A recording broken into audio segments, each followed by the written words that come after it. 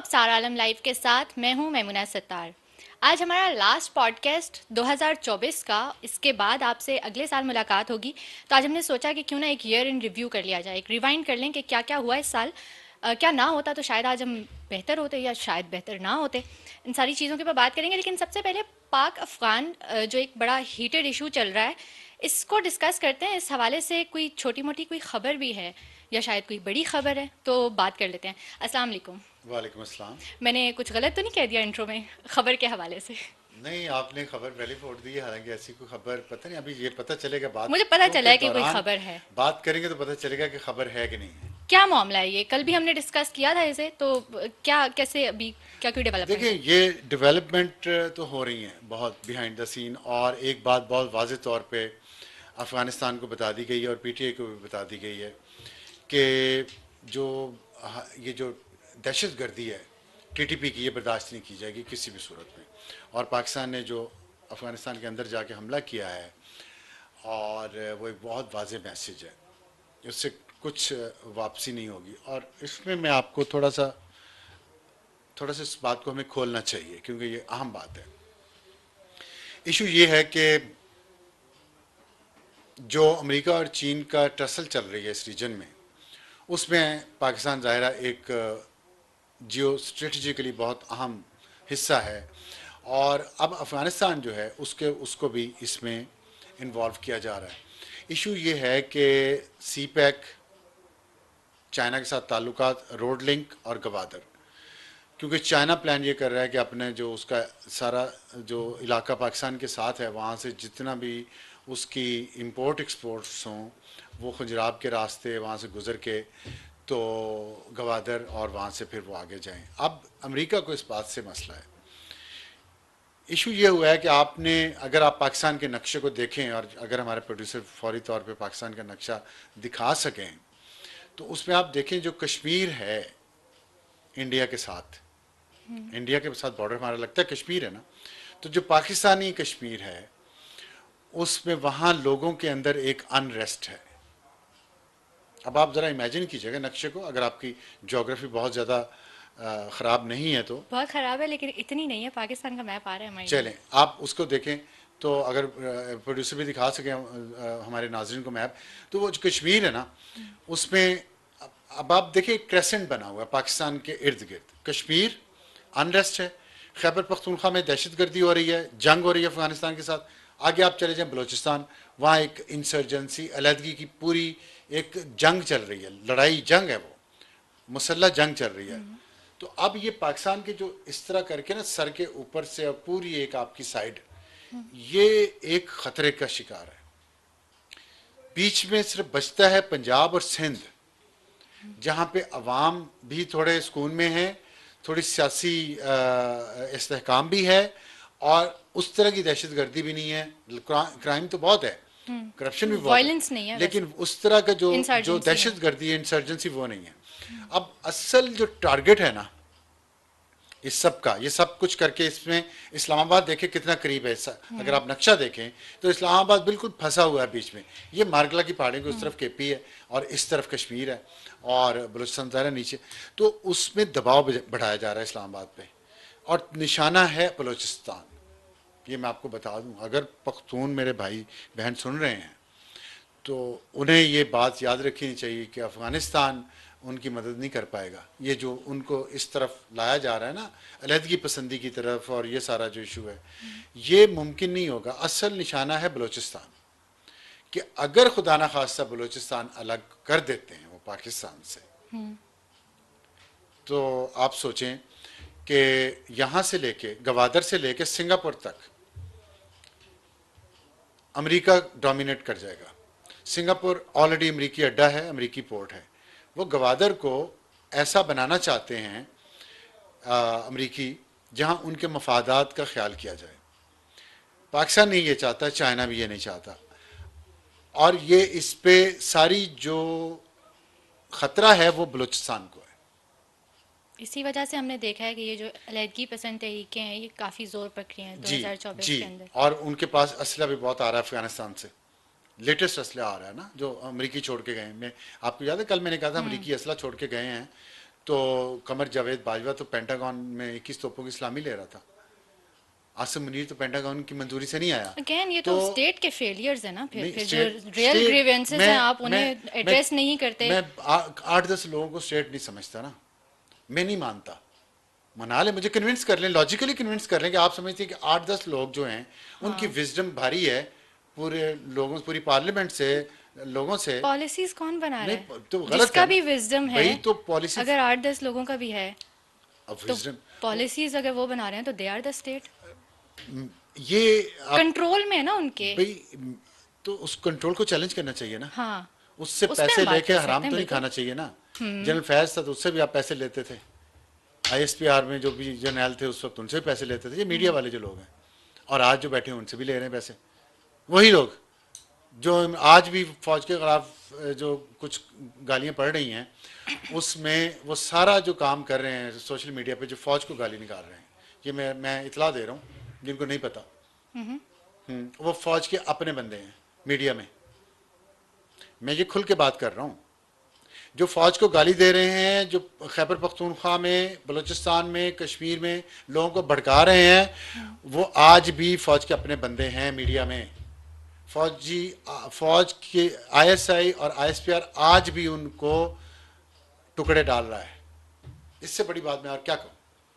वो ऑफिशियली है, ये खैर आप अपने अनऑफिशियली है, पीछे मैं साबित कर दूंगा। आप मेरा ट्वीट देख लीजिएगा हाँ, आज रात को या कल, मैं साबित करूंगा कि फौज ने जिनको पाला पिछले 12 साल में मीडिया में, मैं मीडिया की बात कर रहा हूं, और आज भी फौज के खिलाफ जो कुछ हो रहा है बाहर से बैठ के और अंदर से जो आपस में मिले हुए हैं लोग, उनको प्रोटेक्शन फौज से मिल रही है।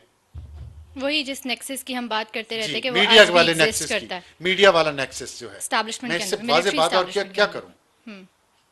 वो इतने छोटे हैं, घटिया हैं, इतने झूठे, मैं उनका नाम नहीं लेना चाहता, लेकिन वो आज भी फौज के रातब पे चलें, पड़ गए। आपके खैर, ट्वीट का हम इंतजार करेंगे। बात ये मैं कर रहा हूँ कि ये जो स्ट्रेटेजिक सिचुएशन है ना, इसमें अब अफगानिस्तान को ये वाज़ेह तौर पे मैसेज दे दिया गया है, क्योंकि सिर्फ खैबर पख्तूनख्वा पे दबाव नहीं है अफगानिस्तान की वजह से, बलूचिस्तान पे भी है। बलूचिस्तान निशाना है। और मुशाहिद हुसैन साहब अमरीकियों को बहुत अच्छी तरह से जानते हैं, बहुत पुराना जानते हैं, और उन्होंने एक बात की है कुछ दिन पहले जो मेरे जहन में चिपक गई है। उन्होंने कहा अमेरिका का बहाना कुछ और होता है, निशाना कुछ और होता है। वो कहता कुछ और होता है, मांग कुछ और रहा होता है। इमरान खान पे अमेरिका जो भी दबाव डाल रहा है, आतिफ खान जो उनका सूबाई वजीर है वो कहे या अमरीकी सेनेटर कहे, जो मर्जी कुछ कह रहे हैं, इमरान खान बहाना है, निशाना आपको मैंने बता दिया, न्यूक्लियर प्रोग्राम है और बलूचिस्तान है। बलूचिस्तान को बचाने के लिए पाकिस्तान जो है वो सब कुछ करेगा। ये भी फैसला हो चुका है, ये मैं आपको बता रहा हूँ। अच्छा, ये फैसला हो चुका है और अल्लाह करे कि अगला साल जो आ रहा है 2025, उसमें कोई बहुत ज़्यादा शो डाउन ना हो जाए। लेकिन इसके लिए पाकिस्तान पूरी तरह तैयार है और पाकिस्तान ने ये बात क्लियर कर दी है कि बलूचिस्तान को अगर हमसे जुदा करने की कोशिश की गई तो उसका भरपूर जवाब दिया जाएगा। तो ये जो इंटरनल फोर्सेस हैं इनके साथ कैसे निपटा जाएगा? इंटरनल फोर्सेस तो खुद यही तो हमारा प्रॉब्लम ही असल इंटरनल है। Exactly. हमारे अंदर जो बदनीयत और करप्ट लोग बैठे हैं ना, वो फौज में भी हैं, वो अदलिया में भी हैं, वो मीडिया में भी हैं, वो पार्लियामेंट में भी हैं। वो ज़ाती मफाद के लिए काम कर रहे हैं, आज भी कर रहे हैं। और उन्होंने जो नेक्सस बनाया हुआ है, जो पुराना नेक्सस बना है मीडिया का, आईएसपीआर का, आईएसआई का, वो आज तक चल रहा है। और उस नेक्सस ने ही इस मुल्क में फ़ौज के ख़िलाफ़ नफ़रत पैदा की है, अवाम के दरमियान नफ़रत पैदा की है, नौजवानों को गुमराह किया है, आज तक झूठी खबरें फैला रहे हैं। वो खुल के थोड़ी सी बात कर लेते हैं। जिस तरह बलूचिस्तान की अगर बात हो रही है तो महरंग बलोच हैं, अब उनको बलूचिस्तान के अवाम उन्हें खुद सपोर्ट कर रहे हैं, उनके साथ मतलब उनको बैकिंग है वहाँ के लोगों की।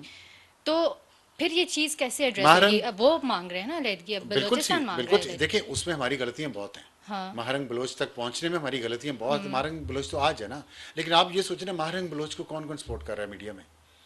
चलिए ये बात कर लेते हैं। मैं तो मीडिया के हवाले से बात करूं और जो मीडिया में उनको सपोर्ट कर रहे हैं उनको फौज से कौन कौन सपोर्ट कर रहा है।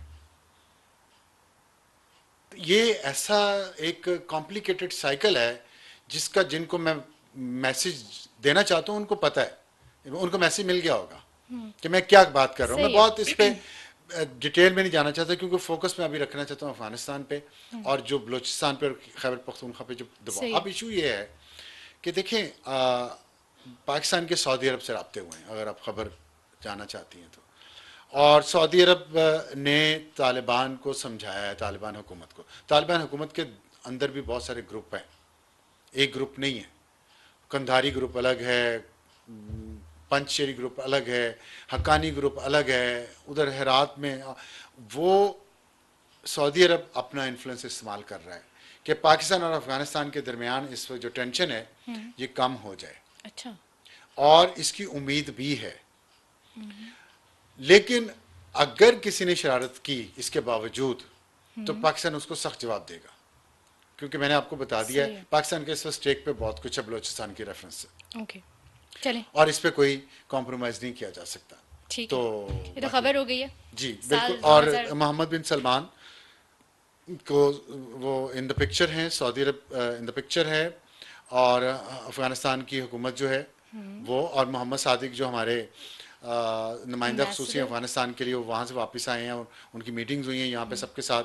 और अब यहाँ से वो फिर एक पैगाम लेके जाएंगे और सऊदी अरब के साथ, सऊदी अरब ने भी पैगाम भिजवाया है अफगानिस्तान को भी, पाकिस्तान को भी। तो लेट्स सी आने वाले दिनों में।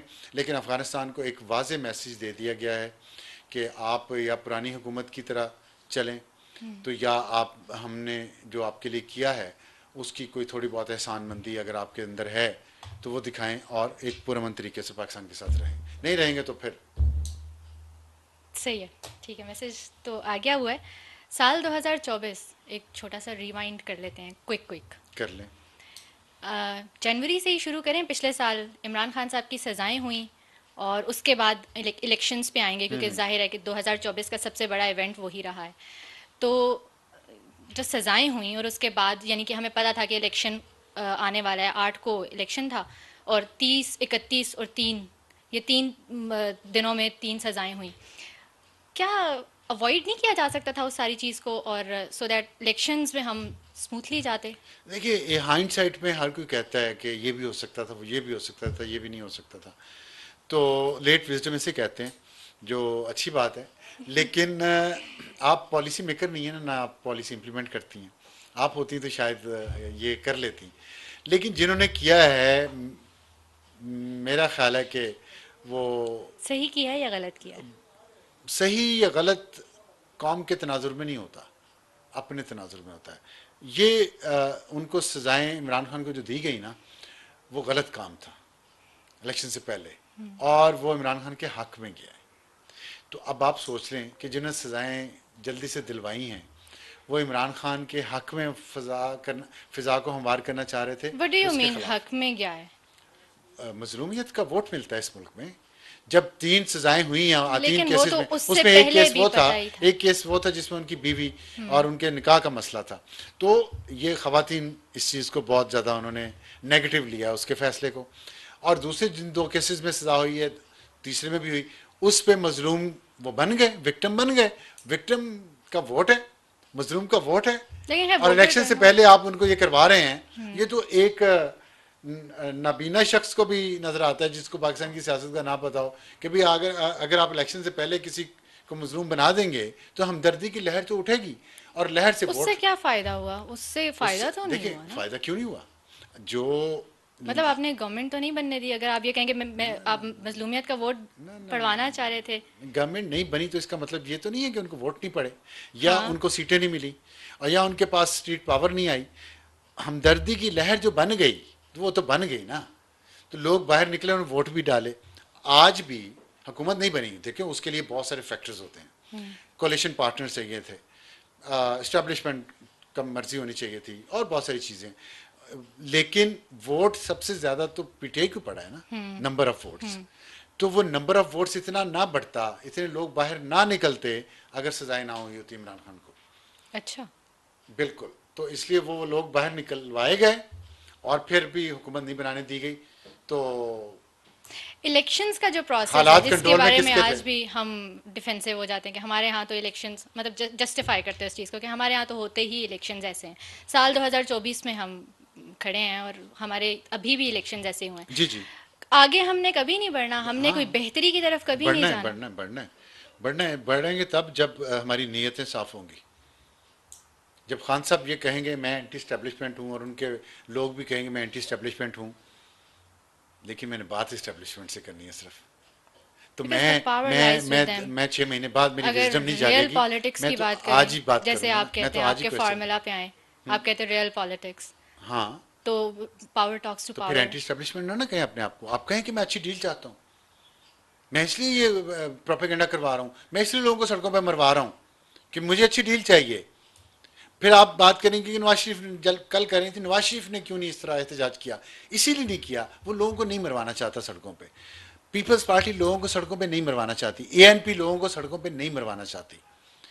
नहीं, इवन लेकिन जेयूआई जो प्रोटेस्ट है, तो हुए थे 2018 में भी, मतलब जब वो वाली गवर्नमेंट गई, और 2017 में प्रोटेस्ट 18 होना में और प्रोटेस्ट हुए थे। प्रोटेस्ट होना और बात है, मारो या मर जाओ कहना और बात है, फाइनल कॉल है वापस हमारे जनाजे आएंगे और फिर भागे हैं लैंड क्रूजरों पे, ये और बात है। जब आप चार चप कर देते हैं आवाम को, लोगों को, मासूम लोगों को, सादा लोगों को, तो फिर वो मरते हैं सड़कों पे आके। हम मेरा ख्याल है डाइवर्ट हो जाएंगे टॉपिक से, तो क्योंकि पूरा कवर भी करना है, तो मैं ये समझता हूँ कि सज़ाएं इमरान के हक में गई हैं। इलेक्शन में उनको उनका फ़ायदा हुआ, नंबर ऑफ वोट उनका बड़ा है, और ये आज जो हम इस वक्त देख रहे हैं कि कोई भी हालात किसी के भी कंट्रोल में नहीं है, लेकिन किसी के कंट्रोल में हैं भी, तो हो सकता है ये शतरंज इसीलिए बसाई गई हो उस वक्त। अच्छा। आप आहिस्ते आहिस्ते समझदार होती जाएंगी, आगे चलें। जाहिर है, आप इतना अब विजडम आप अगर आ रहा है तो फिर तो समझदार तो हो जाऊंगी, बहुत जल्दी हो जाऊंगी। इस सारे प्रोसेस में आप जुडिशरी के रोल को कैसे देख रहे हैं? इमरान खान साहब की पार्टी से जिस तरह से सिंबल लिया गया, उसके बाद उनके जो भी कैंडिडेट्स थे उन्हें अलग अलग सिंबल्स पे जाना पड़ा, इलेक्शन में बड़ा एक उसका इम्पैक्ट आया, फिर बाद में अभी तक हम देख रहे हैं कि रिजर्व सीट्स वाला जो मामला है वो नहीं मिली अभी तक। तो सिंबल सिंबल नहीं लिया गया, पहला मैं तो आपकी इसी बात को करेक्ट करूंगा, सिंबल नहीं लिया गया। इशू ये था कि पीटीआई ने अपनी इलेक्शंस नहीं करवाए थे, और अगर आप इलेक्शन नहीं करवाते तो आपकी वो सस्पेंड हो सही जाती है। है, आपका जो सिंबल होता है, ठीक है। फिर उन्होंने इलेक्शन करवाने की कोशिश की, जिसको चैलेंज कर दिया जाके, जो फाउंडिंग मेंबर्स हैं अकबर अस्पावर, पूरी स्टोरी फिर लोगों को बताया करें। जब कह देते हैं ले लिया गया वापस, वो आप तो बताएंगे ना। आप नहीं, ऐसे आपको भी बतानी चाहिए ना, आप भी तो जर्नलिस्ट हैं, आप कोई एक साइड की तो नहीं है। तो यंग जर्नलिस्ट हूँ, आप एक्सपीरियंस जर्नलिस्ट हैं, सारे एंगल्स आप बताएंगे ना। हाँ ठीक है, लेकिन यंग जर्नलिस्ट को तमाम एंगल्स पे रोशनी डालना या समझना कोई बुरी बात तो नहीं है। समझ है, मैं और समझता हूँ आप कि एक्सप्लेन हाँ, बेहतर कर सकते हैं, समझ सो यू समझ तो प्लीज। आपको माशाल्लाह बहुत है। तो मैं ये कह रहा हूँ कि जो जो सिंबल है ना, वो इलेक्शन कमीशन ने वापस लिया, उसके लिए अपील में गए, हाई कोर्ट ने वो फैसला जो था अप होल्ड किया इलेक्शन कमीशन का, उसके खिलाफ पीटीआई सुप्रीम कोर्ट में चली गई, सुप्रीम कोर्ट नहीं, में वो इलेक्शन कमीशन लेके गया था, पेशावर हाई कोर्ट ने हाँ पीटीआई के हक में रिवर्स फैसला किया ले दिया, जी, election commission election supreme court आ सुप्रीम कोर्ट आ गया। इलेक्शन कमीशन भी तो पार्टी बन गया ना। तो नहीं, इलेक्शन कमीशन ने एक फैसला दिया है, देखें जो रेगुलेटर होता है ना, अब आप ये ऐसे सर ना हिलाएं, बात समझने की कोशिश करें और लॉजिकल बात करें। जो जो भी होगा ना रेगुलेटर, वो फैसला एक करता है, वो कौसाई लीगल होता है, मतलब आप समझ लें कि आधा पचदा वो निज़ाम इंसाफ है वो भी ना, जैसे पैमरा है, सही जैसे है। ओगरा है, ठीक जैसे है। नेपरा है, जैसे स्टेट बैंक है। ठीक है। ये रेगुलेटर जब एक फैसला देते हैं तो उस फैसले को इन्हें डिफेंड भी करना पड़ता है। अगर वो डिफेंड ना करें तो फैसला क्या हुआ फिर?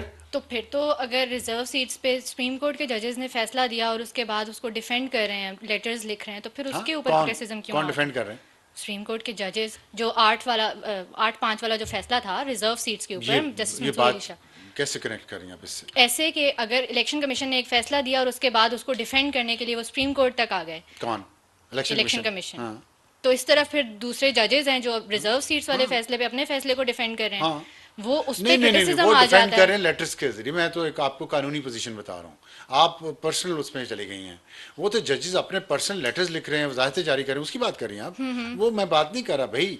मैं तो आपको एक रेगुलेटर के राइट्स बता रहा हूँ, रेगुलेटर का जो प्रिंसिपल है वो बता रहा हूँ कि उसने जाके डिफेंड करना है बड़ी अदालत में। तो इसमें उन्होंने किया, उन्होंने उनके हक में दे दिया, लेकिन है। उसके बाद काजी फायद ईसा को जितनी गालियाँ निकाली, गंदी गुफ्तगू की गई, उनके खिलाफ जितना प्रोपेगेंडा किया गया, डॉलर कमाने के लिए बाहर बैठे लोगों ने, यहाँ बैठे लोगों ने, उन पे कत्ल के फतवे लगे।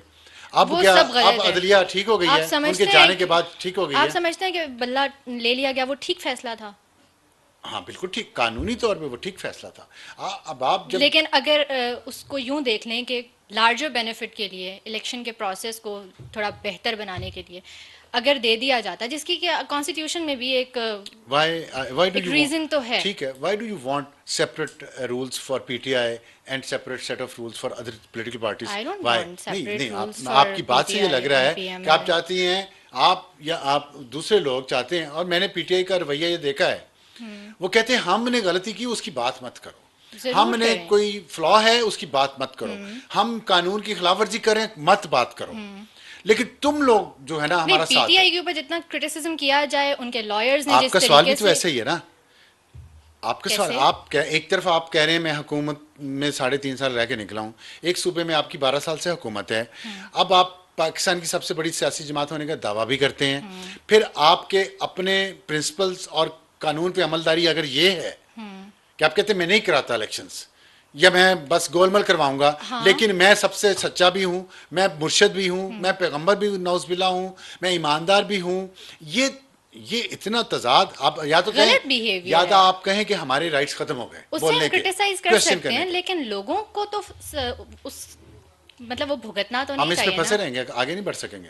क्योंकि ये इससे निकलना जरूरी है, इस नहीं निकल वाली चीज सकेंगे से। आप, अगर आप 2 सेट ऑफ रूल्स रखेंगे, आप अगर ये इंसिस्ट करेंगी कि पीटीआई को लाडले के तौर पे मैं लोगों ट्रीट की किया बात जाए। कर अब रही हूँ। मुझे बताएं, मुस्लिम लीग नून का Why must people suffer? Why must political parties leadership should not be responsible? Tell me. They should be. ठीक भाई, बस बात Hold them खत्म, accountable. बात खत्म, बात खत्म। जब मैंने एक बंदे को लीडर बना लिया अपना, मैंने बाय चॉइस, वो लीडर मुझे कुएं में गिरा रहा है ले जाके, चलें ठीक है, ठीक है, तो वो लीडर मुझे कुएं में गिरा रहा है। सही है। अगर मैं कोई फैसला करता हूँ, कोई भी फैसला मैं करता हूँ, उस फैसले के मुझे नुकसान होते हैं, तो आई एम रिस्पॉन्सिबल। अगर लोगों ने उसको लीडर बनाया तो leader should be responsible enough. और इतने लोगों के आप But then लीडर हो। again, judiciary also has some responsibilities when we are living in a judiciary का, democracy. जुडिशरी का जो, वो फिर बात वही है ना, बात वही है। आपने कभी इस तरह मुझसे ये नहीं पूछा नवाज शरीफ को सजा दी थी 5 जजेस ने, वो उनमें से कितने करप्शन के इल्जाम थे उन पे, आपने कभी इस पे बात नहीं की। आपने कभी नहीं कहा हमने जुडिशरी अक्सर को, जुडिशरी को भी आपने रगड़ा कभी नहीं लगाया। कहा कि नवाज शरीफ को जब सजा दी गई थी ना, जुडिशरी को ऐसे नहीं करना चाहिए था। wasn't here जुडिशरी की at that time. दुनिया में नहीं थी आप, I mean, नहीं इस थी कुर्सी दुनिया पे में। वरना हम बात अगर करते हैं यही इसके जजेस ऊपर। थे ना, हाँ, यही जजेस थे ना, जिंदा थे तब भी, आज भी जिंदा हैं। सही है। इन्होंने ही नवाज शरीफ को सजा दी, इन्हीं को आप कह रही हैं कि ये तो वो तो पीटीआई चले को गए ना ना। कह रहे कुछ। क्यों, कहाँ चले गए? ये Some of them. Ejazul Hasan नहीं था उसमें? हाँ थे, अब एमन- चले गए ना। तो ना, मैं फैसले की बात कर रहा हूँ। नवाज शरीफ को फैसले देने वालों में था, पीटीआई की फैसले देने वालों में था, इजाजुल ऐसे नहीं थे ना। थे। इस रिजर्व सीट्स वाली जजमेंट में ये बैट सिंबल में नहीं थे पहले इजाजुल वाले ऐसे। में, फैसले में। Bat symbol. मुझे अब एग्जैक्ट चलें, केस का नहीं पता, ठीक है। लेकिन बहरहाल ये वही सारा लाहौरी ग्रुप ही है ना लाहौरी ग्रुप। तो मुझे बताएं कि अदलिया तो वही है। आज से 2 साल 4 साल पहले कोई फैसले थे, आप कहती मैं उस वक्त यहाँ नहीं थी। अगर आप उस वक्त माइक के सामने नहीं बैठी थी तो तारीख तो नहीं बदल जाएगी ना, नहीं तारीख की बिल्कुल सच्चाई भी नहीं बदलेगी। बदलेगी। और जो तो उस टाइम पे भी आपको- गलत तो हुआ वो फिर गलत था, बस, नवाज शरीफ के साथ हुआ तो गलत था। मैं इसीलिए तो कल हम मैं यही क्या- बात कर जुल्फ़िकार रहे अली थे भुट्टो के कि जब साथ भी उनके गलत साथ हुआ। गलत हुआ तो जुल्फ़िकार उन्हें अली स्ट्रीट एजिटेशन करनी चाहिए थी। नहीं ना, आप हर बात का जवाब सुप्रीम एजिटेशन नहीं होता। स्ट्रीट जब आप सियासत और जमहूरियत के जरिए आप अपने हकूक लेना चाहते हैं ना, हर चीज़ स्ट्रीट एजिटेशन नहीं होती। इसमें नेगोशिएशंस भी होती हैं, एजिटेशन भी होती है, टू सम एक्सटेंट होती है। मारो मर जाओ नहीं होता जमहूरियत में और सियासत में। आप कह फिर के जी हम एक दहशतगर्द ग्रुप हैं या हम एक जिहादी ग्रुप हैं, क्या आप डिक्लेयर करें अपने आप को? हम मिलिटेंट ग्रुप हैं, हम मुसल्लह जदोजहद करेंगे, जो अली मीन गंडापुर कह रहा है। एक तरफ रहे ना, आप कह रहे हैं मैं सियासी और जमहूरी हूँ लेकिन मैं बंदूक उठा के अपना हक लूंगा। नो, प्रोटेस्ट तो होते हैं प्रोटेस्ट इस डेमोक्रेसीज तरह में। नहीं होते। आप लंदन में भी होते हैं, मिलियंस ऑफ लोग निकलते हैं हाँ। 2 घंटे के लिए। अब कराची में वो चंद एक लोग बैठे हुए हैं वो तो सिर्फ फिरका वाराना फसाद शुरू करवाने के लिए, क्योंकि ईरान जो है वो इस वक्त बैकफुट पे है। ईरान को शदीद शिकस्त हुई है मिडिल ईस्ट में, वो उसके बदला यहाँ अपने एजेंटों के जरिए लेना चाह रहा है पाकिस्तान को डिस्टेबलाइज करके। तो मुझे तो ये गेम नज़र आ रही है कि सबसे बड़ा शहर कराची है, आपने उसको वो ब्लॉक कर दिया सिर्फ इसलिए कि केपी में एक मसला हुआ है जहाँ पे आपकी अपनी हुकूमत है, वहाँ आप धरना नहीं दे रहे केपी की हुकूमत से काम, इतनी बड़ी मुनाफकत ये 20-25 लोग करें, सड़कें बंद कर दें लोगों के। आपने वो कमेंट्स पढ़े हैं कितनी तकलीफ में कराची के लोग? तो आपको ये उनके हक नहीं है जमहूरी और सियासी, सिर्फ इन्हीं इंतशार पसंदों के हक है जमहूरी। जब दिल करता है इस्लामाबाद आगे बंद कर दें, कराची बंद कर दें, वाई दुनिया में कहीं नहीं होता। बंद करने को मैं भी जस्टिफाई नहीं कर रही, बंद नहीं होना चाहिए, लेकिन प्रोटेस्ट पे पाबंदी भी नहीं होनी चाहिए। प्रोटेस्ट पे पाबंदी नहीं है, किसने कहा? देखिए फिर आप, ये है वो चीज जिससे मेरा, जैसे आप कह रहे हैं कि प्रोटेस्ट नहीं होना, प्रोटेस्ट पे पाबंदी कहाँ है? प्रोटेस्ट नहीं करती मैंने नहीं सियासी ये कहा, जमात। मैंने कहा लोगों की जिंदगी ना करें, जाके F9 पार्क में प्रोटेस्ट करें। हाँ सही है, तो कर ले, संजानी पार्क पे जलसा मतलब हुआ, आप ये कह रहे हैं किसी ने कि एतराज प्रोटेस्ट किया? नहीं होना चाहिए, तो मैं उस पे कह रही हूँ कि प्रोटेस्ट ना, आपने लफ्ज यूज किया था सुप्रीम एजिटेशन, स्ट्रीट एजिटेशन मैंने कहा था। अच्छा स्ट्रीट एजिटेशन, स्ट्रीट एजिटेशन का क्या मतलब है बताएं? हाँ, गलियों में मार कुटाओ। I don't consider political and democratic. मार कुटाई पे जब आप वायलेंस पे आ गया, तशद्दुद जहां पे शामिल हुआ, वहां लड़ाई हो गई शुरू। वो सियासी और जमहूरी जद्दोजहद नहीं रही जहां लड़ाई मार कुटाई शुरू हो गई गलियों में। ना, ये ना करें। चलें, जनरल फैज हमीद भी अरेस्ट हुए।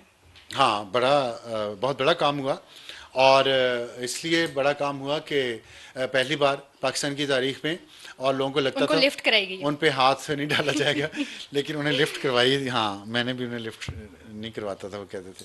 तो उन्हें DGI से किसी को साबिक को गिरफ्तार करना, उनको फील्ड जनरल कोर्ट मार्शल होना, ये बहुत बड़ी बात है।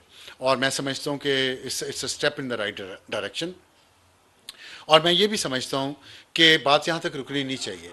और मैं मीडिया की ख़ास तौर पे बात करूँगा कि मीडिया में जिन लोगों को हायर किया गया, जिनको हराम खिला खिला के पाला गया, जो बाप आप पे चढ़े हुए हैं, वो जो बाहर बैठे हैं और यहाँ पाकिस्तान में बैठे हैं, वो आज भी अपना खाना फ़ौज से ले रहे हैं और फ़ौज के ही ख़िलाफ़ प्रोपेगेंडा कर रहे हैं पाकिस्तान में बैठ के भी, और उनके साथी जो बाहर बैठे हैं उनके ज़रिए, उनके साथ मिल के ये फ़ौज के ख़िलाफ़ प्रोपेगेंडा कर रहे हैं। मुझे फ़ौज की पॉलिसी की समझ नहीं आ रही, वाकई मैं समझ नहीं सका। इसमें उससे तो बहुत विजडम हो, इतनी विजडम हो जो मेरी खोपड़ी में नहीं समा रही। मेरी खोपड़ी छोटी है ना, तो उसमें समा नहीं पा रही वो विजडम कि फ़ौज के ख़िलाफ़ प्रोपेगेंडा पाकिस्तान के अंदर बैठे हुए वो लोग करवा रहे हैं, बाहर वालों से भी और अंदर भी।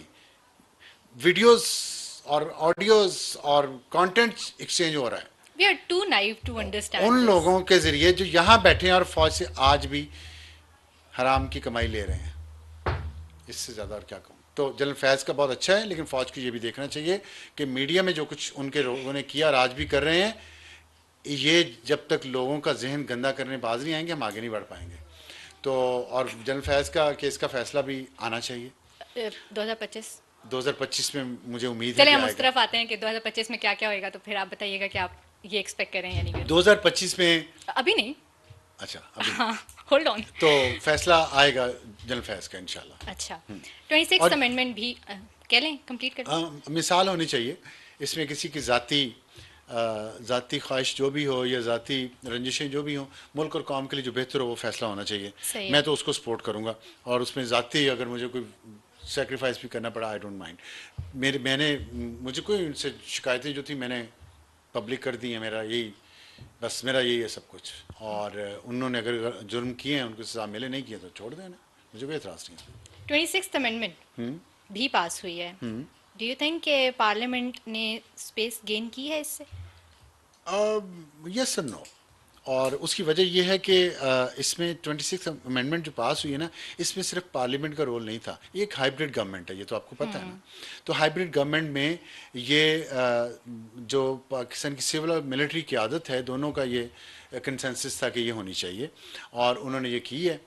और इस उम्मीद पे की है कि जो जुडिशल एक्टिविज़म है, जुडिशरी जो अदलिया जो है वो किसी भी हुकूमत को चलने नहीं देती थी और नाजायज़ काम करती थी, और नाजायज़ स्पेस जो है, एक तरफ इस्टेब्लिशमेंट ने स्पेस ली हुई है पार्लियामेंट की, दूसरे जुडिशरी आके वज़ीर आज़म को फांसी लगा दो, घर चढ़ा दो, और उनके बिहाफ पे इस्टेब्लिशमेंट के बिहाफ पे ये सारा कुछ करती। इस्टेब्लिशमेंट की पिट्ठू थी अदलिया।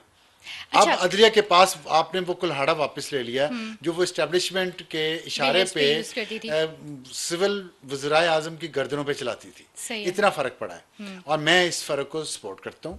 और इसमें ये भी नहीं होना चाहिए कि अब पार्लियामेंट अपने आप को जल्लाद समझना शुरू कर दे। पार्लियामेंट को भी अवाम की सोच, अवाम की फलाह के लिए, अवाम के भलाई के लिए काम करने चाहिए। और यहीं पे फिर मैं आता हूँ इमरान खान की, जब आप बात करती हैं तो यहीं पे सियासतदानों को कुर्बानी देनी चाहिए, जो नून लीग कह रही है, जो पीपल्स पार्टी कह रही है। और हो सकता है वो पूरे खुलूस नीयत से ना कह रहे हों, लेकिन बहरहाल जो बड़े लीडर होते हैं, जो जिसको आप लफ्ज़ आपने बोला था कल, एक सेक्रीफिशियल, जो सियासी लीडर होता है ना बड़ा, उसको सेक्रीफिशियल होना चाहिए, उसको कुर्बानी अपने, like a sacrificial animal. Not like sacrificial animal, like sacrificial leader, उसमें खुद ही होनी चाहिए, सेल्फलेसनेस। लेकिन सेल्फलेसनेस होनी चाहिए, खुद गर्जी नहीं होनी चाहिए, और गर्ज आलूदा नहीं होना चाहिए उसका ज़मीर। सही। उसका ज़मीर होना चाहिए कि ठीक है, मुझे इक़्तिदार नहीं मिला, 2 साल 4 साल मेरे से ज्यादती हुई है, बेइंसाफ़ी हुई है, ठीक है, जुल्फ़िकार अली भुट्टो फांसी चढ़ गया ना, 30-35 साल बाद, 40 साल बाद उसको इंसाफ मिला, तारीखी तौर पे तो करेक्ट हो गया ना एक चीज़। तो नुकसान होता है लीडर्स का, मर जाते हैं, इक़्तिदार से निकल जाते हैं, लेकिन अपना नाम और अपनी लेगेसी छोड़ जाते हैं, जो लालच नहीं करते। और देख लो अब तीसरी नस्ल उसकी इक़्तिदार में आ जाएगी, आई हुई भी है। तो इमरान खान को ना अपनी ज़ात से बाहर निकल के सोचना चाहिए, अपनी लेगेसी के बारे में सोचना चाहिए। और जब बंदा मिड 70s में हो, तब तो उसे लाजमी अपनी लेगेसी के बारे में सोचना चाहिए। तो ये फ़र्क है सही उसमें। है। तो मैं समझता हूँ अदलिया के अच्छा, साथ आपने बिल्कुल ठीक बात हुआ, की है कि लेकिन अदलिया के सारा साथ अदलिया ठीक के हो। साथ सारा ठीक नहीं सही हुआ। है। अभी भी अदलिया के अंदर ऐसे ऐसे अनासर हैं। इतने तो पर काट दिए हैं, बहुत नहीं, क्या पर काटे हैं इसलिए कि अभी पंजे काटे हैं, अभी पर नहीं काटे, और अपने परों पे वो परों को पंजे बनाने की कोशिश करें, विच इज अच्छा, रॉन्ग। आपने कहा है इस मुल्क कि को आगे चलने दें। अदलिया और इस्टेब्लिशमेंट, मतलब आपने हाइब्रिड रिजीम की बात किया, उसमें मिलिट्री इस्टेब्लिशमेंट भी है और जुडिशल भी। जुडिशल को आपने कर लिया जो आपने करना था उनके साथ। आप नहीं समझ रहे कि इससे मिलिट्री इस्टेब्लिशमेंट की स्पेस बहुत ज़्यादा बढ़ गई है, एज इन के एक साइड से जुडिशरी उनको कंट्रोल कर सकती थी किसी भी वजह से। पहले तो हमने देखा कि जुडिशरी साथ रही, इस्टेब्लिशमेंट की बेहस पे काम करती रही, लेकिन अब आके हम देख रहे थे कि कुछ सेम पेज नहीं था अदलिया का और मिलिट्री का। तो वो उससे मिलिट्री ज़्यादा स्ट्रांग नहीं हुई है? देखिए, अब बड़ा अच्छा सवाल है, और मेरे ख्याल इस पे हमें ईमानदारी से बात करनी चाहिए थोड़ी सी, और क्योंकि हम इस मुल्क में रहते हैं, हमारा हक है इस पे। In the short run you are right, ठीक है, लेकिन इन द शॉर्ट रन मैं इस आपको एक दूसरी साइड दिखाता हूँ इसकी। मैं ये बात पब्लिकली पहली दफ़ा करने लगा हूँ, मेरा दिल नहीं कर रहा ये करने को, लेकिन चले लोगों को पता चले। और इससे मैं ये भी नहीं चाहता कि कोई अनरेस्ट क्रिएट हो या नेगेटिविटी कोई पैदा हो, क्योंकि इस मुल्क को पॉजिटिविटी की ज़रूरत है, नेगेटिविटी की नहीं। मैंने आपको सिंबॉलिकली एक चीज़ बताई है कि अदलिया कुल्हाड़ा थी इस्टेब्लिशमेंट के हाथ में, जो गर्दन पे गिरता था सिविल वज़राए आज़म के। तो पार्लियामेंट को दो तरफ से हमेशा खतरा रहता था, ठीक है। अब एक तरफ का खतरा पार्लियामेंट के ऊपर खत्म हो गया है, You really think so? कम हो गया है। क्योंकि Yes, अभी yes, भी कुछ ऐसे जजेस yes, भी तो हैं कि जो इस पार्लियामेंट के अगेंस्ट भी यूज हो बिल्कुल जाए, हो हैं। सकता है इन्हीं की तरफ से। वो उन जजेस के पास, अल्लाह भी तो हम पे मेहरबान हो सकता है ना कभी। खुशकिस्मती उन ये जजेस मुश्किल के ही लग हाथ रहा में इस वक्त कुल्हाड़ा नहीं है, उनकी नीयत खराब है, मानता हूँ आपकी बात, लेकिन उनके हाथ में वो ताकत नहीं है अब। तो मैं ये समझता हूँ इस वक्त आप समझें कि पार्लियामेंट का जो दम घुटा हुआ था ना, यहाँ पे गर्दन पे हाथ रख के उसका सांस बंद हो रहा था ना, अब उसकी गर्दन से हाथ हट गए हैं, अब पार्लियामेंट सांस ले सकती है। अब ये शॉर्ट टर्म में अगर आप देखें तो पार्लियामेंट को बहुत फ़ायदा हुआ है, लेकिन जितना फ़ायदा हुआ है उतनी पार्लियामेंट की जिम्मेदारी भी बढ़ गई है। अब फिर मिलिट्री इस्टेब्लिशमेंट और पार्लियामेंट, इस वक्त दो ताकतें हैं सिर्फ, पहले तीन थी, और तीन में से दो पार्लियामेंट के खिलाफ थी, अब दो रह गई हैं, एक पार्लियामेंट है, एक मिलिट्री इस्टेब्लिशमेंट, ठीक। और दोनों का इस वक्त जो है कंसेंसस है कुछ चीज़ों पे। मेरी दोनों से दरख्वास्त है कि लड़ें मत आपस में, इसमें से मुल्क को निकालें और एक चीज़ें सेट कर दें, अपना अपना दायरा कार सेट कर लें। और इसमें दायरा कार अभी हाइब्रिड है, और हाइब्रिड में आपको लगेगा कि मिलिट्री स्टैब्लिशमेंट बहुत ताकतवर होगी, लेकिन नहीं हुई, उसने अपनी स्पेस नहीं ली। अदलिया के बाहर निकलने से जो कुल्हाड़ा था अदलिया का हट गया ना, उसके बाद मिलिट्री की इंटरवेंशन बड़ी नहीं है, वही है जो थी। तो अब पार्लियामेंट का काम ज़्यादा नज़र आ रहा है, आना चाहिए। सबसे ज़्यादा जिम्मेदारी मिलिट्री इस्टेब्लिशमेंट से भी ज़्यादा इस वक्त जिम्मेदारी पार्लियामेंट की है कि वो परफॉर्म ऐसा करे। आज मैं देख रहा था उड़ान पाकिस्तान का, वो जो दिखा रहे थे, तो कुछ चेहरे मुझे नज़र आ रहे थे। मैंने कहा ये एक ही ख़ानदान के दो दो तीन तीन चेहरे भी हैं, ये क्या है? इस मुल्क में बहुत टैलेंट है, उस टैलेंट को आगे लेके आए पार्लियामेंट। इन एफिशिएंट लोगों को बाहर करे, डेडवुड निकाले, प्राइवेट सेक्टर की तरह सोचे, प्राइवेट सेक्टर की तरह काम करे, प्राइवेट सेक्टर की तरह लोगों को, अच्छे लोगों को, जवान लोगों को अपॉर्चुनिटीज़ दे। अपनी हुकूमत में नया ब्लड आए, नया आइडियाज़ आए, नई सोच आए, नई एनर्जी आए, तब पार्लियामेंट अपने आप को परफॉर्म कर सकेगी सही तरीके से। और अगर पार्लियामेंट ने ये जो उन्हें ब्रीदिंग स्पेस मिली है इसको ज़ाया किया, तो फिर पार्लियामेंट एक्सपेक्ट ना करे कि हमारे जैसे लोग हमेशा सिविल सुपरमेसी के लिए कुर्बानियाँ देते आएंगे बगैर किसी लालच के। और इस पे पार्लियामेंट को अपना रोल प्ले करना चाहिए इस साल में, और बहुत अच्छा परफॉर्म करना चाहिए। लोगों के लिए सोचना चाहिए, खर्चे कम करें। महंगाई बहुत ज़्यादा है, इकॉनमी ठीक हो रही होगी लेकिन अभी बहुत कुछ, अभी लोगों की ग्रोसरीज खर्चे तो के खैर खर्चे बढ़े हुए हैं, कम होते नजर नहीं आ रहे यूटिलिटीज़ के बिल गवर्नमेंट्स बढ़े के। हुए हैं, किराए बढ़े हुए हैं, पेट्रोल की कीमत बहुत है, लोगों के लिए आसानी नहीं हुई। स्टॉक मार्केट बेशक बढ़ रही है। सही है। While we are talking about the 26th amendment, तो इस दौरान में एक चीज़ ये भी हुई कि पीटीआई के जो एमएनएज थे उन्हें पार्लियामेंट के अंदर घुस के वहाँ से अरेस्ट किया गया। उसके ऊपर एक कमेटी भी बनी या कमीशन जो भी था कि इन्वेस्टिगेट करेगा। फिर वो हमने देखा कि प्रोसेस उस तरफ तो चला या नहीं चला, ये डायलॉग्स शुरू हो गए हैं। तो डू यू थिंक कि इस तरह चीज़ें बस जब मतलब आप शुरू करेंगे उन्हें किसी अंजाम तक नहीं पहुंचाएंगे तो उससे कोई पार्लियामेंट में कोई बेहतरी आएगी, कोई किस बेहतरी अंजाम का तक? रास्ता निकलेगा? देखें, बहुत मतलब सा आपको मैं आपको एक बात बताऊं, बहुत सारे थ्रेड्स ऐसे होते हैं जो अनटाइड रहते हैं बहुत अरसे तक, हर केस का कंक्लूजन नहीं होता। मेजर इश्यूज जो है ना, देखिए, fish starts rotting at the top, at the head. ये चाइनीज़ प्रोवर्ब है कि मछली सर से ख़राब होना शुरू होती, गलना, जब उसमें वो मछली पड़ी हो अगर ख़राब होना शुरू, पहले उसका सर ख़राब होता है फिर नीचे आता है। तो इसी तरह सिस्टम भी इसी तरह होता है, पार्लियामेंट भी इसी तरह है, ये निज़ाम सारा है कि आप ऊपर से बड़ी चीज़ें जो है ना पहले वो ठीक करें। ये छोटी छोटी वो अंदर घुस गए, वो उनको पकड़ के ले आए, वो ऐसे हो गया। ये जो है ना, हमने, मीडिया ने ख़ास तौर पे लोगों को इस तरफ लगाया हुआ है छोटे इश्यूज़ पे। हम मीडिया जो है लोगों की तवज्जो बड़े मेजर इश्यूज़ पे आने नहीं दे रहे। पहले बड़े मेजर इश्यूज़ को हल करें, फिर छोटे इश्यूज़ की बारी आएगी। मैं सैलाब में फंसा हुआ हूँ, मेरे पास खाने के लिए पेट में है नहीं, और मैं देख रहा हूँ मेरी साइड टेबल पे टेबल लैंप किस डिज़ाइन का पड़ा हुआ है, ये नहीं मैं सोच सकता उस वक्त। मेरे घर में पानी आया हुआ है, मैंने पानी निकालना है पहले, फिर मैंने उसको पेंट करवाना है, फिर मैंने फर्नीचर बदलना है, फिर मैं साइड टेबल पे लैंप का सोचूंगा ना। ये जो हम मीडिया हम फोकस करवा देते हैं लोगों का, देखो ये जो साइड टेबल पे लैंप नहीं पड़ा हुआ ना, ये ओ भाई सैलाब अगर आया हुआ लैंप है। ज़्यादा एस्थेटिक है तो फिर लैंप का सोच नहीं, रहे हैं। एस्थेटिक्स बाद में आते हैं, पहले फंडामेंटल्स आते हैं, पहले बुनियादी ज़रूरियात हैं इंसानों की।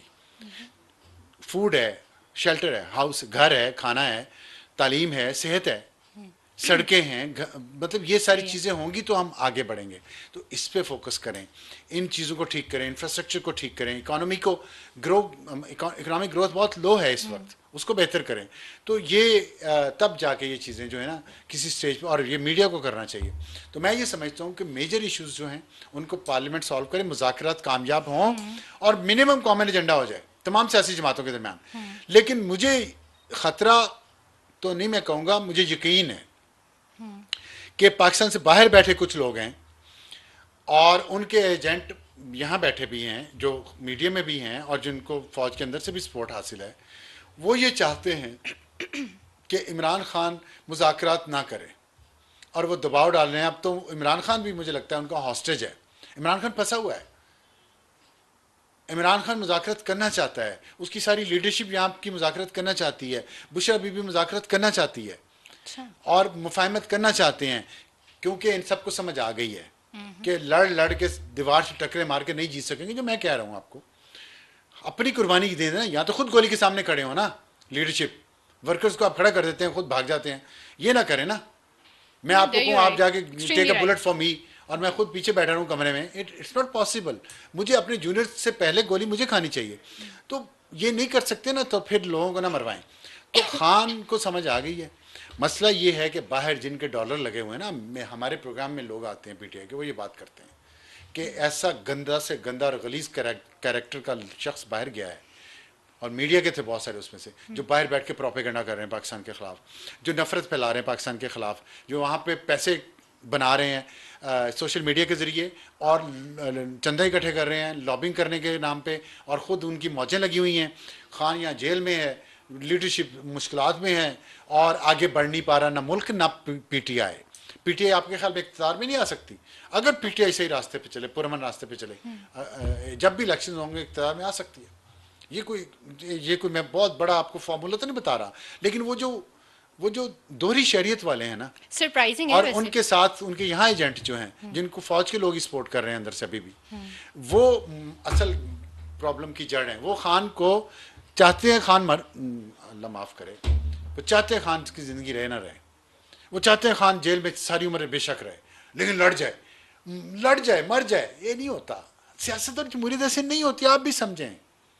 आपका भी बाज़ औक़ात ये, कल भी ये सवाल था, जज्बाती हो जाए। हाँ स्ट्रीट एजुकेशन क्यों नहीं की, वो बेइंसाफ़ी हुई तो लड़ जाना। बेइंसाफ़ी हो तो लड़ना चाहिए। लड़ने का तरीका सिर्फ वायलेंस नहीं होता, आप खड़े हो जाए अपने ना हो, मौक़िफ़ पे। लेकिन protest I think is not wrong. Her cheese protest से नहीं होती।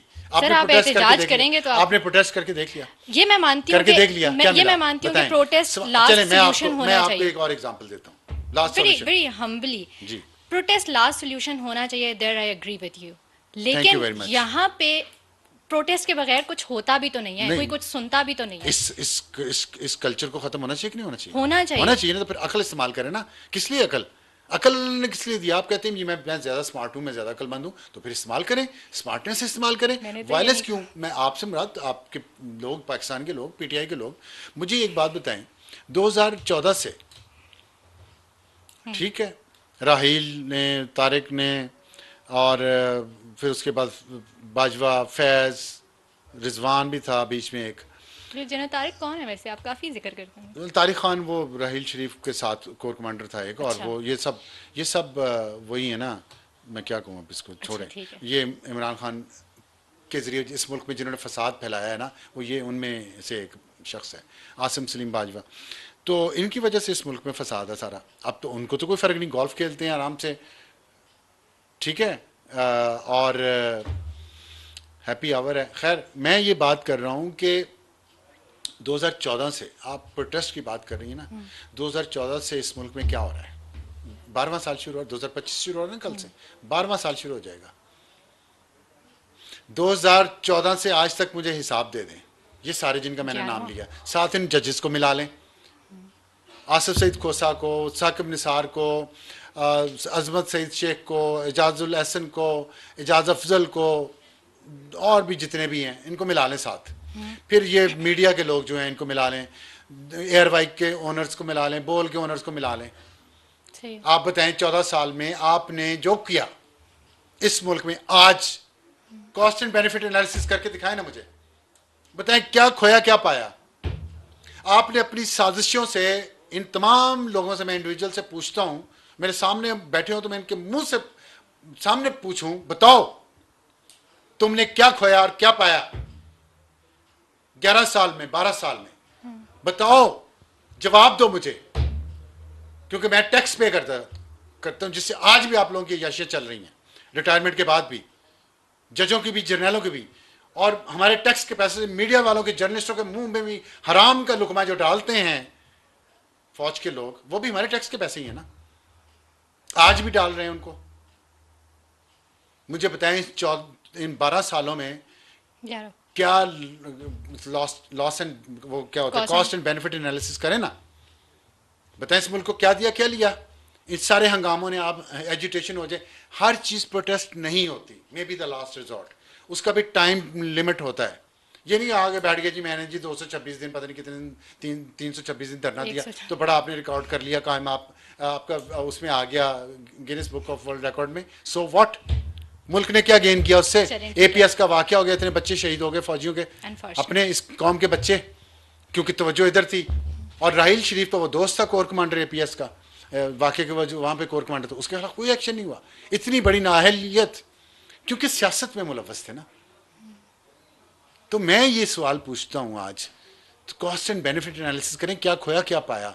फिर ये आपको भी मैं कह रहा हूं आज, अच्छा, मैं आपको इसलिए कह रहा हूं कि आप भी सोचें इस पे और लोगों को बताने, क्योंकि आप मुझे आपने करना, कह रहे हैं आप ना, मीडिया थ्रेटन तो नहीं करे। मीडिया की मीडिया वेव्स पे आपने रूल करना है, अच्छा, मैंने नहीं करना। Agitation is not the last resort even in a political and democratic setup, struggle और मूवमेंट। वो पोलिटिकल और कायदे आज़म ने क्या कहा था, एक दफा जेल नहीं गए, तो क्या करें एक फिर? दफा जेल नहीं गए। फिर क्या करें? आप प्रोटेस्ट, मैंने कहा टाइम लिमिट तो होनी चाहिए ना। क्या हाँ, आप अपने, आप 10 लाख लोग लेके 2 घंटे के लिए चले जाए वापस, इतने लोग बाहर निकलेंगे कि तो कुछ लोगों, आप आके ठीक है। थोड़े से लोग असले लेके आ जाते हैं, फायरिंग कर रहे हैं, किलों वाले डंडे उठाए हुए हैं और वो मास्क पहने हुए हैं, फौजी वर्दियां, वो पुलिस वालों की वर्दियां चोरी की हुई हैं, उनके साथ ये क्या है, और मारो और मर जाओ और यहाँ पे हंगामे हो रहे हैं। इस तरह तो नहीं। आपने आपने मैंने कहा 11 साल ये करवाया इस मुल्क में, अचीव किया कुछ तो बता दें। आप फोन पे बहुत बिजी हैं, आपका मेरा ख्याल ध्यान प्रोग्राम में नहीं है। नहीं, आपकी तरफ ही है ध्यान मेरी। ऐसा कुछ नहीं है। Coming on to next question, हमारा जस्टिस सिस्टम थोड़ा बेहतर हुआ है वो इस तरह से कि जनाह उसको इंसाफ मिला है, मिलिट्री कोर्ट से सज़ाएं हुई हैं। How do you see military court से सज़ाएं होना जो सिविलियंस को हुई हैं अभी? देखिए, ये एक हमारे यहाँ डिबेट है मिलिट्री कोर्ट्स का होना या ना होना, दुनिया में हर जगह है। हमारे यहाँ ये बदकिस्मती से कि हमारे यहाँ ट्रस्ट नहीं है किसी चीज़ पे भी, किसी भी किस्म के निज़ाम पे। अगर मैं ये सोच रहा था एक दिन कि जो मिलिट्री कोर्ट्स से जिस 1.5 साल बाद सजाएं हुई है ना, अब आप देखें कि 1.5 साल बाद सजा हुई है मिलिट्री कोर्ट से, जो बड़ा है जी, बड़ा समरी ट्रायल होता है, ये होता है वो। इंग्लैंड में जब हंगामे हुए तो उन्होंने विद इन आवर्स सजाएं दी हैं। उनके आम, जो उनका आम अदालती निज़ाम था, जैसे हमारे यहाँ है सिविल कोर्ट है, सेशन कोर्ट है, वहाँ से, तो वहाँ इंसाफ के तकाजे पूरे हुए? बताएं, वहाँ बुनियादी हुकूक की खिलाफवर्जी हुई कि नहीं हुई?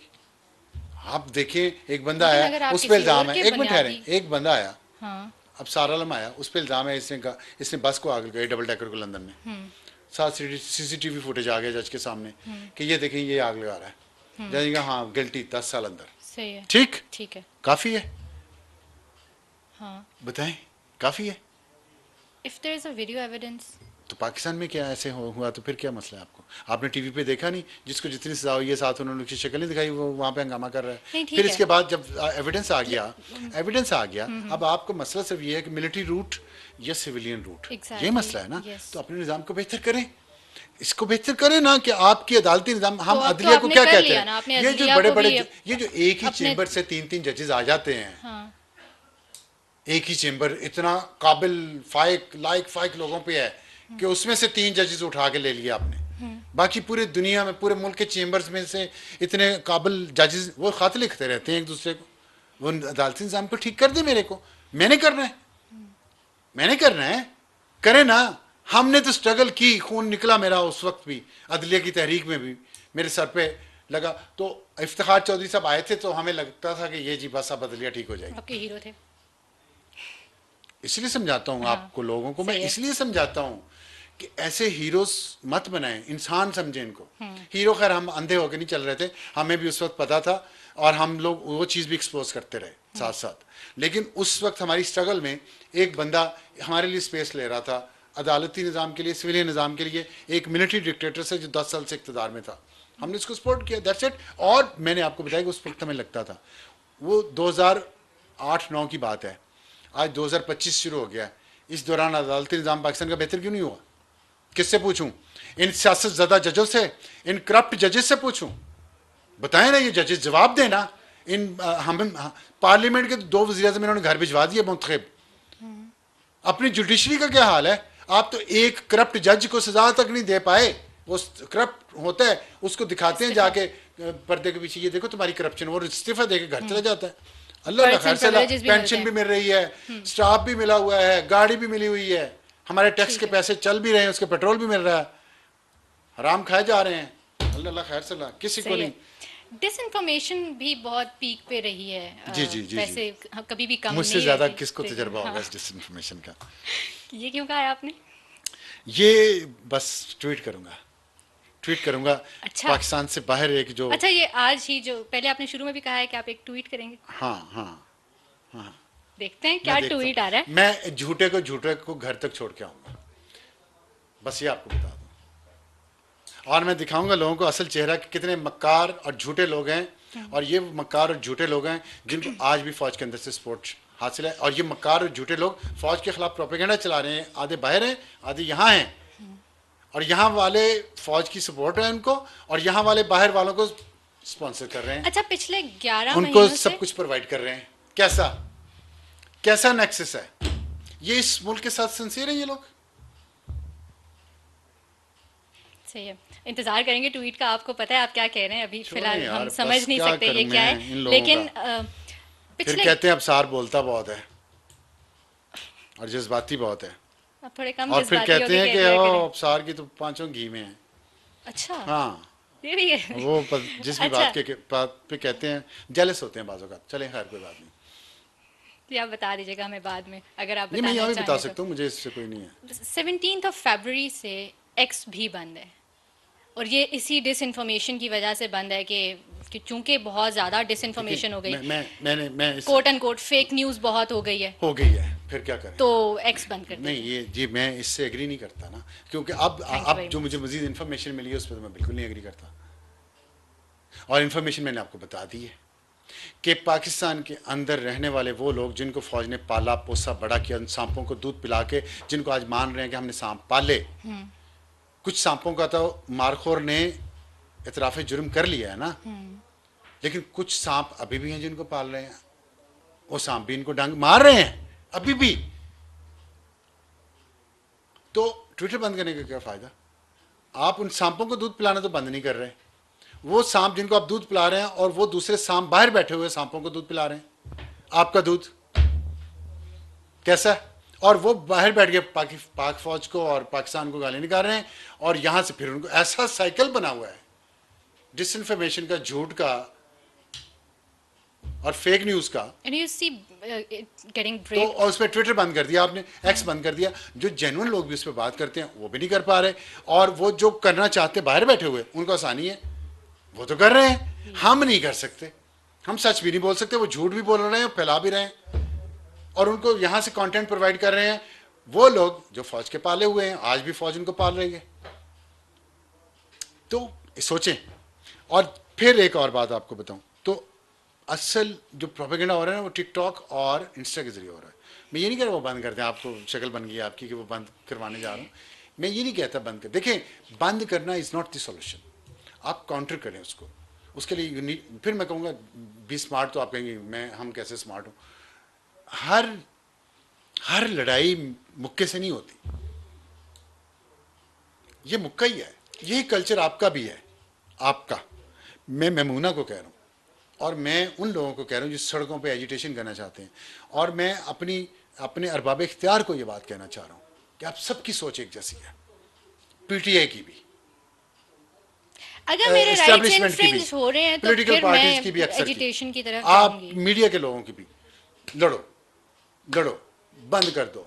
ऐसे नहीं होता। बी स्मार्ट, सोचो, Be hypocrite। बात करो, दलील से बात करो, और अपना एक, फिर आप लोग भी अपना सेटअप बनाएं उस प्रोपेगेंडा को काउंटर करने के लिए। आप रेगुलेट करें उसको, उसके लिए आप सजाएं रखें। सजाएं मुराद जेलों में ना भेजें, जुर्माने रखें, काउंटर जुर्माने रखें। डिसइंफॉर्मेशन विद बेटर जुर्माने इंफॉर्मेशन, तो पूरी दुनिया कर रही है, बिल्कुल। हमें इतना स्मार्ट भी नहीं होना कि हम व्हील री इन्वेंट करें, ये भी जरूरत नहीं है। आप सिर्फ ये कर लें जो दुनिया कर रही है। दुनिया जुर्माने करती है, काउंटर आर्गुमेंट लेके आती है सामने। आप काउंटर आर्गुमेंट लाने वालों को, आप जिनके खिलाफ इस वक्त प्रोपेगेंडा हो रहा है, एस्टैब्लिशमेंट और हुकूमत, जो लोग सच बोलने वाले हैं, उनके आपके पाले हुए अभी भी जिनको आप पाल रहे हैं वही उन पे अटैक कर देते हैं, और आप करवा रहे हैं अटैक। मुझ पे अटैक जो आता है इन लोगों के, एस्टैब्लिशमेंट के पाले हुए लोगों से, वो क्यों आ रहा है बताएं? जो बाहर बैठ के वो लोगों से फौज के खिलाफ प्रोपेगेंडा भी करवा रहे हैं, वो कहते हैं साबित आप भी होगी। डांटते बहुत हैं उन्हें, किनको? वो जो बाहर बैठे हैं आप उन्हें बहुत डांटते मैंने हैं, नहीं तो फिर वो डांटा। अटैक करते हैं। अब झूठ बोलेंगे तो मेरे ऊपर झूठ का इल्जाम लगाएंगे, झूठा सच्चा लगा दें, मैं मान लूंगा। झूठ ना बोले सही है। कि झूठों को घर हाँ, बिल्कुल। तक छोड़ के आता हूँ और आज छोड़ के आऊंगा, रात को एक पता और नहीं रोटी। क्या होने जा रहा है। तो इंतज़ार करते हैं। इसके अलावा थोड़ा सा तो मेरा ख्याल है कि इसको, पर्सनल साइड पे आ जाए, अगर आप इजाज़त दें तो। नहीं, पहले कौन से आपने सवालात मेरी इजाज़त से पूछे हैं? लेकिन पर्सनल अगर पूछने वाली हो तो फिर जाहिर है कि हम्म। इजाज़त जी दरकार है जी उसके जी लिए। जी ज़रूर।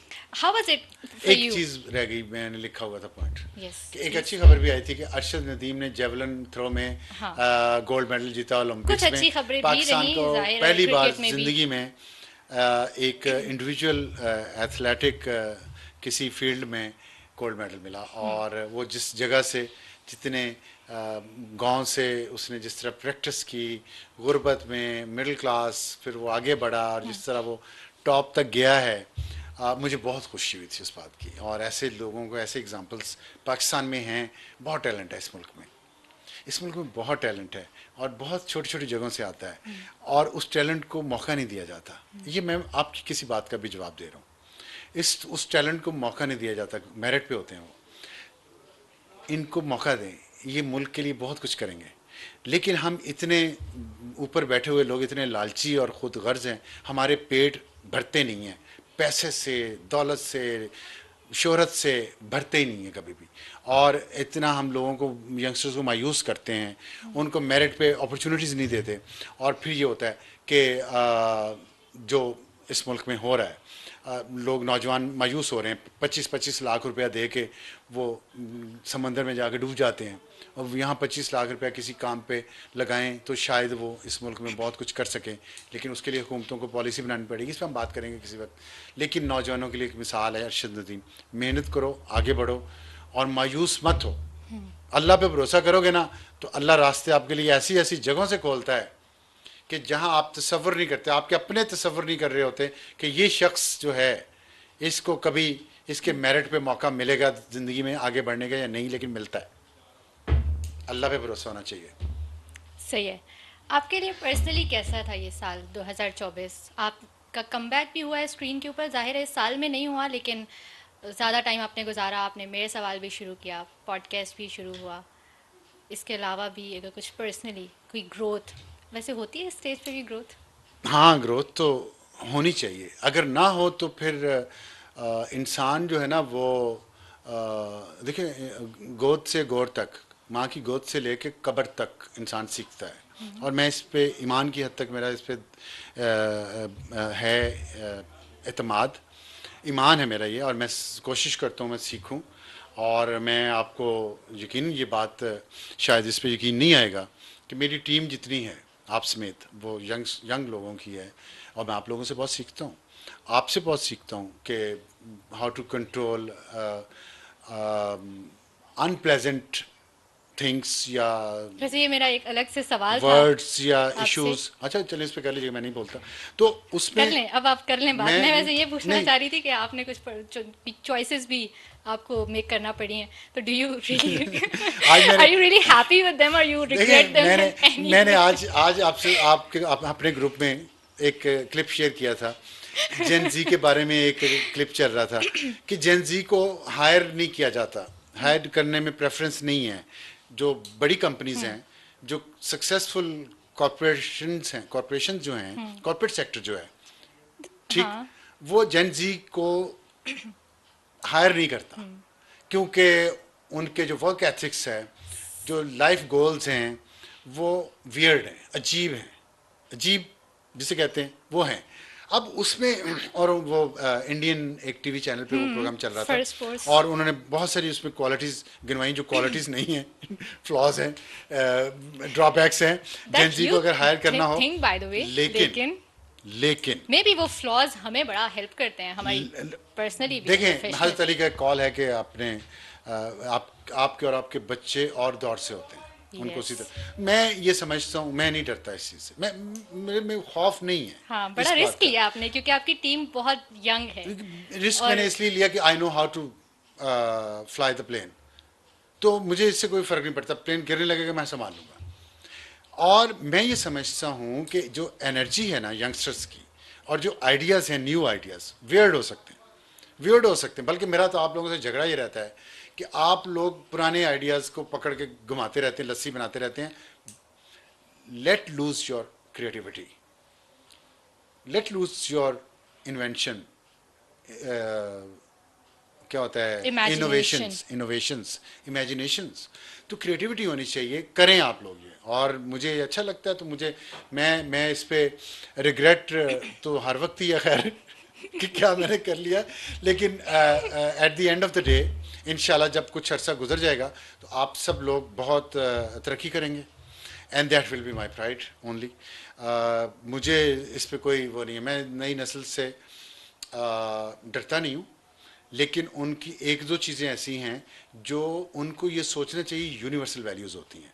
ये आप ये नहीं कह सकते हम जेनजी हैं तो हम बदतमीज़ हैं तो हमें माफ़ है, ऐसा नहीं होना चाहिए। हम जेनजी हैं तो हम अपनी गलती नहीं मानेंगे और उस पर आप सॉरी नहीं करेंगे, पर्सनल ना हो। ये नहीं होना चाहिए। नहीं, मैं आपको नहीं कह रहा, पर्सनल नहीं हो रहा, मैं वैसे बात कर रहा हूँ। तो ये जो है ना कुछ यूनिवर्सल वैल्यूज़ है जो हज़रत आदम अलैहिस्सलाम के ज़माने में भी थी, आज भी हैं, यस्टरडे भी थी। आप आइडियाज़ काम में लाएं ना, आप आइडियाज़ बदतमीजी में ना लाएं, आप आइडियाज़ गलती करके हम क्या उसको- करें, हमें गुस्सा बहुत आता है। गुस्सा तो फिर हमें भी बड़ा आता है, ऐसी कोई बात नहीं है, हम भी गुस्से में अल्फा हैं। तो आप गुस्सा करते हैं तो फिर हमें गुस्सा आता है ना, नहीं, काउंटर गुस्सा आता है। ठीक है, लेकिन बात है कि फिर लॉजिक किसकी स्ट्रांग है वो मान लेनी चाहिए ना। लॉजिकल नहीं होंगे तो आप लोग आगे नहीं बढ़ सकेंगे। नहीं खैर, ये तो आप मजाक लोग- में मैंने कहा है, लेकिन आप गुस्सा आए भी तो जेन हम जी का प्रॉब्लम ये है बड़ों के कि साथ तो नहीं इन्होंने गुस्सा कर सकते। जेन जी का प्रॉब्लम पता क्या है? नहीं, मुझे कैसे पता है मैं Gen बताता Z का हूँ, प्रॉब्लम? दुनिया की सबसे बड़ी इन्वेंशन क्या है बताएं तारीख में? एरोप्लेन। सी, आप देख लिया आपने जेन जी का नॉलेज कितना है, आप देख लें दुनिया की सबसे बड़ी तारीख की इन्वेंशन क्या है? एरोप्लेन, पहिया। बड़ा है ना। पहिया, ओके, जब पहिया इजाद हुआ ना, तो वो तो इतना छोटा सा होता अब है। आपने आपको लगता पूछा है कि ना, बड़ी अब आपको इन्वेंशन लग क्या छोटा, है। आपने that was more than internet. Internet बहुत बड़ी रेवोल्यूशन है, सही है। ठीक है। मैं इंटरनेट से पहिए को मिला रहा हूँ। पहिया जब इजाद हुआ था ना, उस वक्त एक जनरेशन हुई होगी जिसने पहली बार आंख खोलते ही पहिया देखा, उनके लिए दिस इज गिवन। पहिया तो याद हो चुका था, नाउ दे कैन नॉट री इन्वेंट द व्हील, तो क्या करें, उन्होंने इसको फॉर ग्रांटेड लिया। आप लोग जब पैदा हुए ना तो इंटरनेट इजाद हो चुका था, आपकी जिंदगी शुरू ही इंटरनेट से हुई है। आपको पता ही नहीं तख्ती क्या होती है, स्लेट क्या होती है, टाइपराइटर क्या होता है, पेन पेंसिल क्या होती है, रेडियो क्या होता है, एंटेना वाला टीवी क्या होता है। क्यों? आप वो सारी चीज़ें उनके एक अपना, हमारी लर्निंग में, हमारे एक्सपीरियंस में उसका एक कंट्रीब्यूशन है जो आप लोगों के लिए नहीं। आप लोगों की ज़िंदगी शुरू यहाँ से हुई है, इसको आगे लेके जाएं, यहाँ ना रुक जाएं, इसको वैल्यू एडिशन करें इसमें। अगर आप डिजिटल है ना तो डिजिटलाइज अपने आप को और ज़्यादा एडवांस स्टेज पे लेके जाएं, एआई में जाएं, आर्टिफिशियल इंटेलिजेंस में जाएं, स्पेस टेक्नोलॉजी को समझें, आगे जाएं। ये नहीं है कि एआई पे जाना नहीं, मैं डिजिटल हूँ तो जैसे आप ब्लैक एंड वाइट टीवी में काम करते थे मैंने वो वैसे आइडियाज़ आपके साथ आप इम्प्लीमेंट करें, ये ना करें। डिजिटल एज के आइडियाज़ आखिर में थोड़ी सी तारीफ कर दें तो मैं क्लोज कर दूं। किसकी? जेन जी की? जितना आपने रगड़ा जेन जी को लगाया है। मुश्किल है तारीफ करना, क्योंकि अच्छा, फिर अपनी तारीफ टीम करूंगा की तो करते it goes to their head. लेकिन नहीं, मैंने तो आपको, इससे बड़ी तारीफ क्या है कि मैंने अपनी टीम, मेरी सारी एजेंसी है, Thank you इससे very बड़ी much. तारीफ आप लोगों की क्या हो? इससे बड़ा ट्रस्ट सारे जेनजी नहीं है वैसे, जेनजी अब इतने भी पुराने नहीं है। एक नहीं है, दो, चलो दो तैमूर नहीं। साहब भी नहीं है ना, वो खुद कहते हैं मैं जेनजी नहीं हूँ। अच्छा, वो कहते हैं लेकिन है तो वही ना, करीब करीब ही है ना। अच्छा चले। तो ये है मेरा ट्रस्ट आप लोगों पे। इससे ज़्यादा ट्रस्ट मैं क्या कर सकता हूँ? और इतना ज़्यादा आप लोगों पे डिपेंड करता हूँ काम में, ओपननेस में, फ्रीडम में।